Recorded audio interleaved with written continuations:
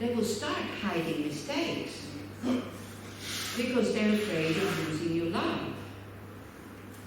So when they make a mistake, it's okay to show them the consequences, but not with anger and say, yeah, okay, you were not careful, and so the cup broke.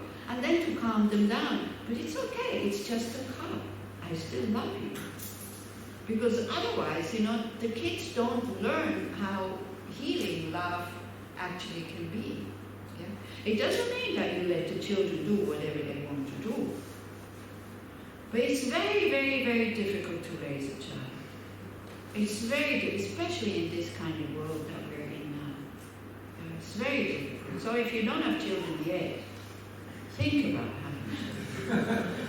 Because at one point, when I came with this kind of, I'm happy, I don't have children, then somebody, I think it was the same person who said, yeah, but if everybody is like you, soon enough, the world will not have human beings anymore. I said, well, the number of human beings, that's not the problem for the moment. I mean, it is a problem, but it's more too many than not enough. Okay?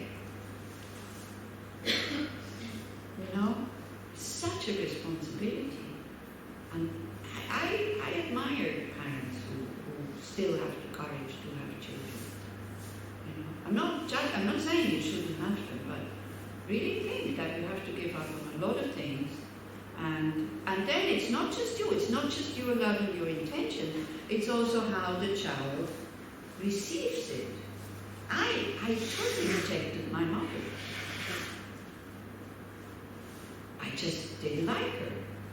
And I had no ways to transform that, no methods, no structure.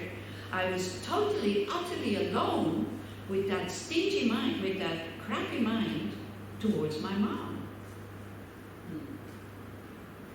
It's big suffering. So if you feel that your children are rejecting you, leave them alone. Because I felt so guilty. And when she died, of course I didn't suffer. So then I felt guilty for not suffering that my mother had died. You see, we cannot will love. So I managed with Buddhism and the spiritual practice to accept her the way she was before she died.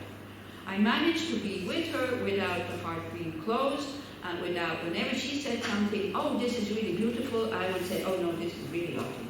The moment she said, I like this, I said, oh, this is stupid, or it's not good, or whatever. It was like, I left home when I was 15. This was one of the reasons, not consciously, but I didn't know how to deal in that situation, having a mother that she was not really, I don't think she suffered so much, I hope, because she was very self-concerned. Yeah, she didn't notice us, more or less, only when she felt like it. And of course, then, there's all this ego thing going on, and we didn't have psychologists for children at that time, So, of course, as a child, you resent it, that she wants to hug you when she feels like it, but when you need her, she's not there. You start to resent that. I don't want to give her the blame. I mean, it's also, I didn't work at it, whatever. But it's big suffering. It's really big suffering if you have spontaneous aversion towards somebody. So don't judge that person that has aversion towards you. They suffer more than you do because you can get out of their way. They cannot. They take their averse mind with them wherever you go, wherever they go. And it's horrible. So I was really able, when I heard this, in the meditations, when you have to meditate on the kindness of your mother, and one of the sentences is, if your mother would have left you alone, if your mother would have left you alone when you were a baby just for 24 hours or 36 hours, you would surely have died. I was sitting there listening to that, and I went like, shit, this is true. So all my arguments I had to make me feel better about not liking my mother with this one sentence were not valid anymore. And then I started to work at it. And it took, I don't know, from the distance. I was in India, she was in Switzerland. I saw her every 2 years, I would go home. But I started to really work at it. Not with her as a person, but mother as a general kind of label. Mothers are kind.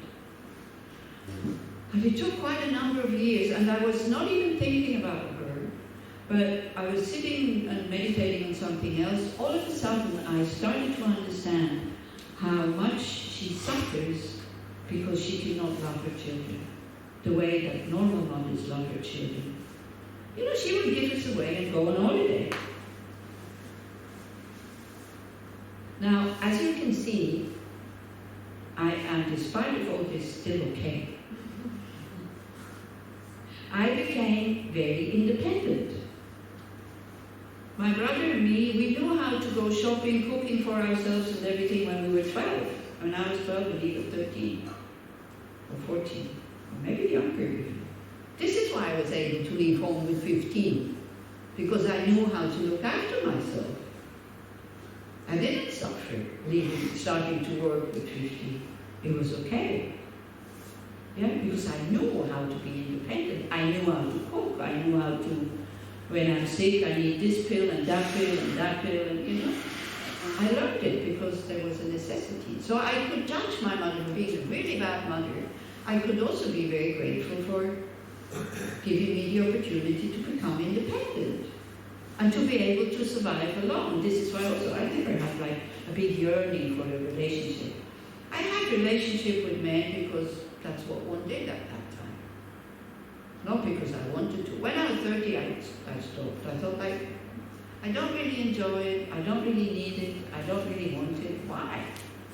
So I made a very conscious decision. Whenever I felt that somebody was kind of interested in me, I would move away.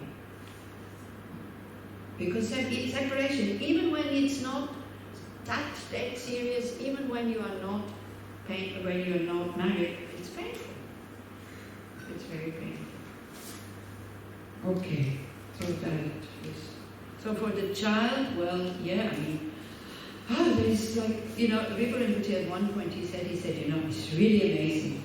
If I see the Westerners, they buy books how to raise their children, how to be good parents. They go learn, they do workshops. And the kids, you know, they don't like them. They don't love them. They just want and want and want and want and more and more and more. If I see children in India who the parents make them work, and how the children have respect for their parents. See, children, and again, I'm not comparing in a way this is good and this is bad. Here, our kids in the West, they have a lot of freedom and no responsibility. The kids in Asia, they have in poor places, they have a lot of responsibility. They have to look after their smaller kids, they have to work, they have to participate in making the family work, run, being able to eat, function, not just emotionally, but physically. And they have no freedom. But they have respect for their parents.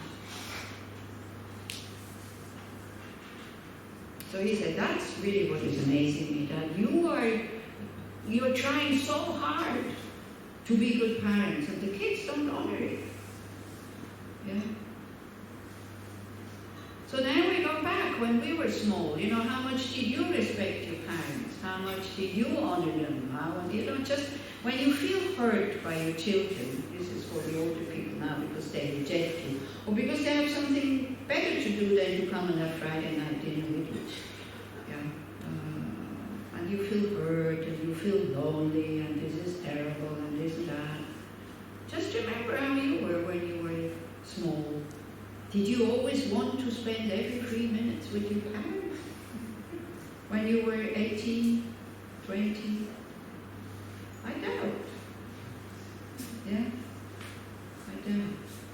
So we can see, you know, and one young man, he told me, who really disliked his father also, and he said, now that I have my own children, I know what my father wanted. And now I know that he only wanted my best. Only because I see the same thing happening with me. I'm trying to make my child do something that the child doesn't want to do. And I see the concern I have for this child. I see the love that I had for this child. With my father, I didn't see his love because I was so, no, I don't want to do this. And then the relationship with his father became very nice, very soft, because he understood where the father came from. Now, talking about fathers, though, is also one thing that I want to mention, because not every parent, there are a few parents, not that many, but when it happens, it becomes a very big thing, when parents abuse their children. And these parents are not normal, okay?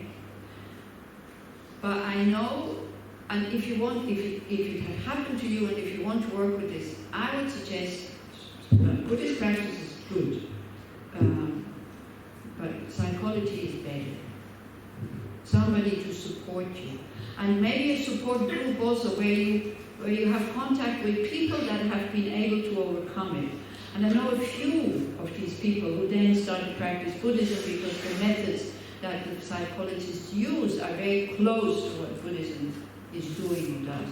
And there's this young man, because I gave a talk about, and the title was, Forgiving is Not Forgetting. So you see, in order to forgive, you don't need to forget. You actually should not forget, so that you never do this to somebody else. If you're not forgetting your pain, you will never do that to somebody else. If you suppress your pain, if you don't address it, you pass it on. Because you want to make it normal. And then, of course, when it's normal to harm their children, you harm yours. And we all know these stories, isn't it? When you look, abusive parents, where do they come from? Because they have been abused. Okay? So, but there's this young man, he was sitting in the talk, and he said, oh no, I don't want to forget what my dad did to me. And he showed us the scars he has on his arm from the cigarettes that the dad kind of put out on his arm. Not because he didn't have an ashtray, okay? And he was telling us, like the whole group, he was totally open about the whole thing, telling the whole group how his dad, that he desperately tried to make his dad happy. But, there's nothing that he could do that the dad was happy with. At the same time, the dad was quite okay with the other brother. Yeah, it's terrible for a child.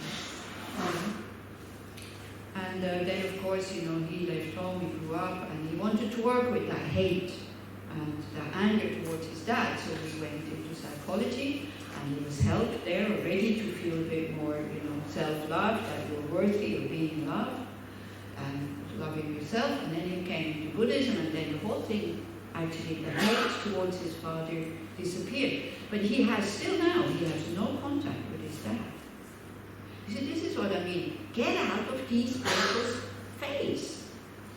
When you feel that you are the cause for their anger, even if it's not your fault, but for them, you are the cause of the cause is in them, but you are a condition for them to be angry. So take that condition away. So he has no contact with his father, but he does these loving kindness meditations with his father, and he says, it's not pleasure, the bliss of being able to wish my father all the best, honestly, is the best thing I've ever felt. Therefore, I don't want to forget. If I forget, I don't have this courage, I don't have this mixture of courage, strength, openness, anymore of being able to send my dad light and love. It's hard work, but it's possible. But you can't do this alone. Yeah? You need a support group, you need a psychologist, you need then spiritual practice, yes, of course, a religion, maybe also, something like that. So if in case, I would feel very, very sad if it has happened to you. But it does happen. You're not the only one. forgive, then also then your spiritual practice is not really powerful. Because we had like the practice on bodhicitta, compassion, because you exclude these beings. That has made you suffer. Because you're not ready to include them in your wishing them well. So you need to work with this. Because otherwise it's not bodhicitta. You exclude one person, it's not bodhicitta. So I have people who come to say, I have so much love and compassion for so many beings. Bodhicitta, yes, for so many beings, but not my parents. I'm not capable, I cannot. So there again, you have to forgive yourself first that you cannot include them in your compassion meditation. And we start very, very small. Somebody who has harmed you a little bit. Or then, sometimes it also happens. I tell people, if you have been abused by your parents, then don't, when we do Tonglen, for example, like we take the suffering of somebody else and we give them all our happiness. Don't take your parents. But then people don't listen to what I say. Yeah? So when it was Tushita, I still remember, it was a young guy from Ireland. Tall, strong, a bit aggressive, tattoos, a bit of a rebel, not really doing what we ask people to do. But a nice guy. So after the talk about the kindness of the mothers, he came in front of me. He was white with rage. And he said, "How dare you tell me that I have to love my parents?" I was frightened. I thought he was just about to hit me. And I said, I didn't tell you to love your parents. We were just talking about the kindness of parents. It was a meditation. So he couldn't react in the meditation. But he came after the meditation. And I said, and anyway, sit down. Tell me how your parents are. So he started to unload. I said, of course you can't love these beings. How can you? Without any support, without any help, without any method. It's impossible. Don't even try. Then I asked him, do you have somebody in the neighborhood that maybe you took shelter? Because I had our neighbor, the lady that was living in the house next to us. This is where our mother gave us away. She paid her money so that she would feed us. So I loved her very much. So I found myself, instinct again.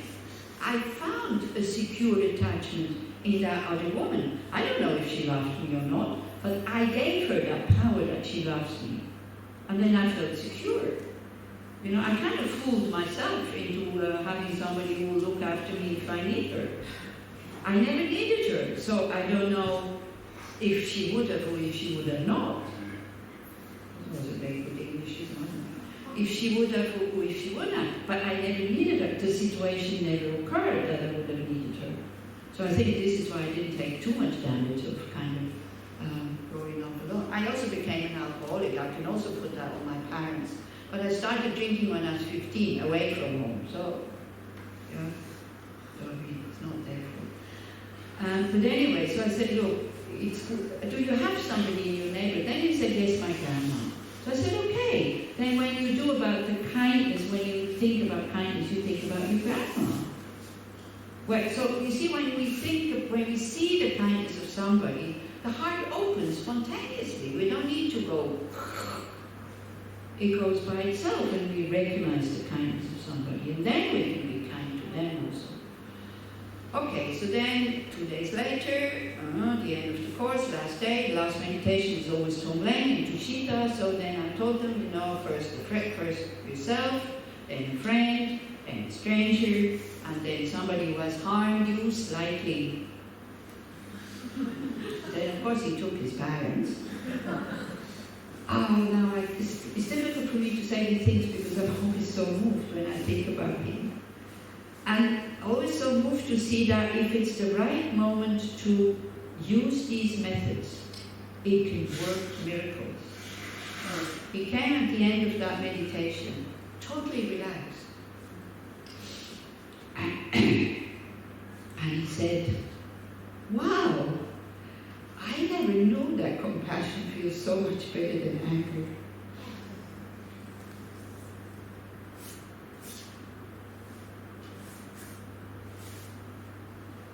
He had the, he didn't listen to me because he's a rebel. So he took not a small object of anger, he took his parents, and it worked.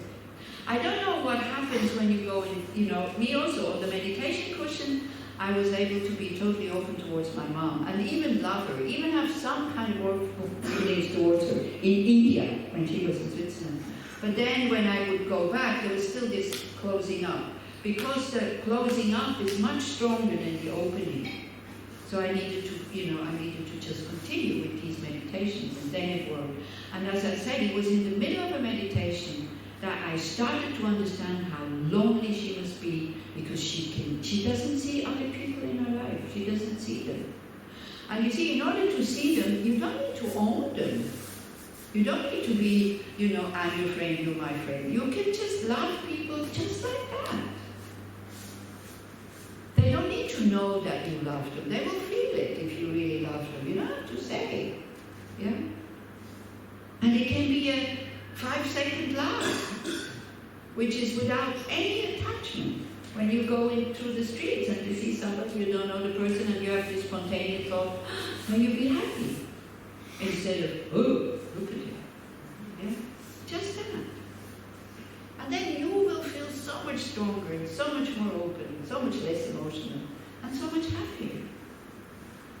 But it's difficult.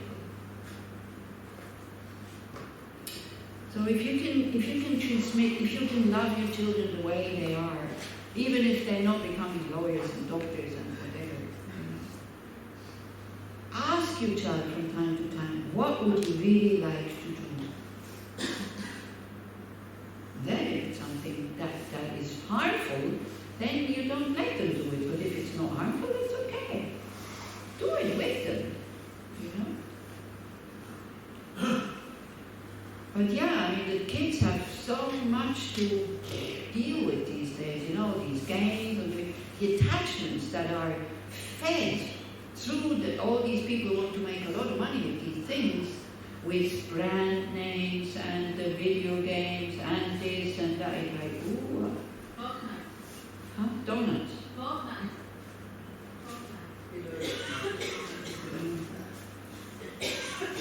Okay. But however they are, however terrible they are, show them that you love them. Tell them that you love them.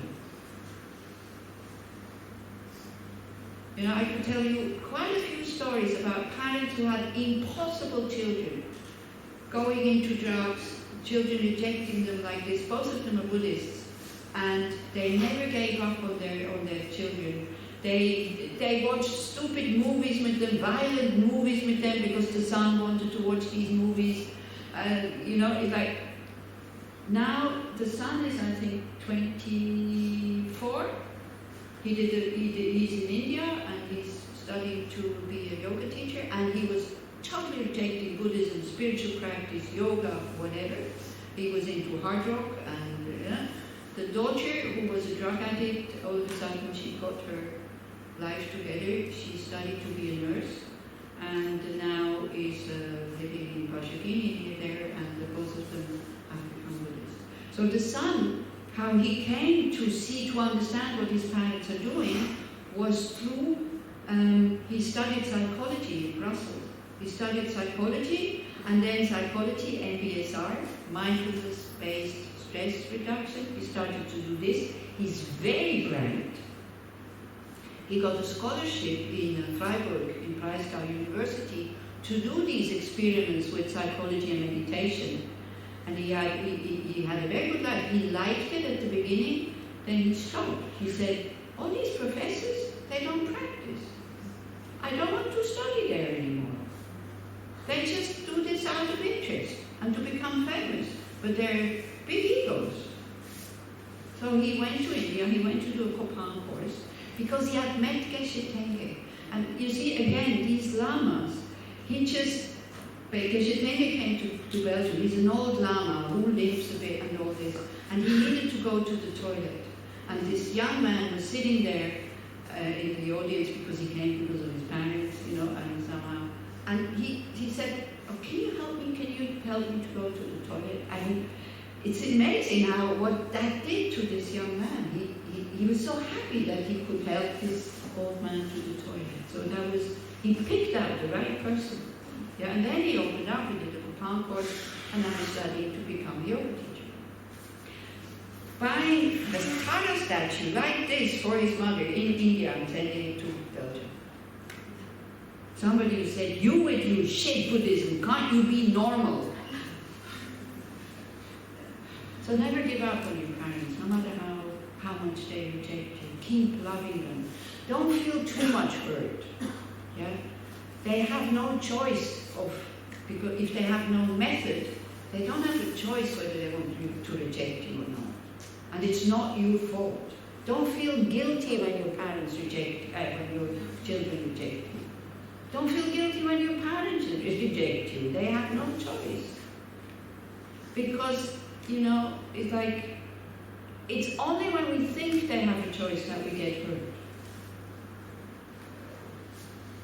If you reject somebody and you don't work with it, the rejection is not going away. And if the person dies and the rejection is still there, keep working on it. At one point it will go. But keep writing it. Until you feel that you can think about this person. And we with my mother, at least I said, you know what? Thank you very much for giving me this body. Because with this body now, I can do so many things that I find so good. I enjoy my life. Why? Why can I enjoy it? Because I have this body. Who gave it to me? My mom. She wasn't like me who said, I don't want any children. It's too much hassle.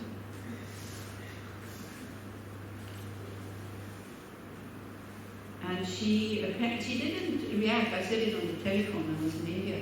But I was able to tell her maybe 1 month before she died. And she told her best friend, a bit surprised. She said, imagine what she said. She thanked me for giving her the body. And the best friend said, well, she seemed to be happy that I said it. So she must have heard something. I often find myself upset with the co-worker. Any advice what to do with a lazy co-worker, sorry. I often find myself upset with a lazy co-worker. Any advice what to do not to get so upset. This happens to very efficient people who always do everything before giving somebody else the opportunity to do it, and then they label them lazy. Okay? Do you see what I mean? Now, stop calling them lazy. There are some people who have, you call this propensities, like imprints or tendencies, habits, or the ability. There are some people who have the ability to be very efficient and to actually enjoy working. Or at least, it's not so much of a thing. There are other people who don't have this capacity. They just don't have it. They're not lazy. They don't have a choice. So if you have a choice, who would you like to be? Would you like to be the efficient person who finishes everything, tuck, and everybody says, wow, you're so great, you're so wonderful, your work is always so good, blah, blah. You prefer to be that one or the one who they just can't do it. And everybody looks at you a bit like, oh, look at that lazy person. If you would have a choice, who would you like to be? It's clear, isn't it? I think. So I think the person who said that, who asked that question, you belong to the category of the efficient people. So be happy that you were there and not in the category of the so-called lazy people. But then the ego, yeah? And it's a shame. This is why the kibbutz don't work in that, why it fell apart, more or less. Yeah? that the efficient people, instead of being happy that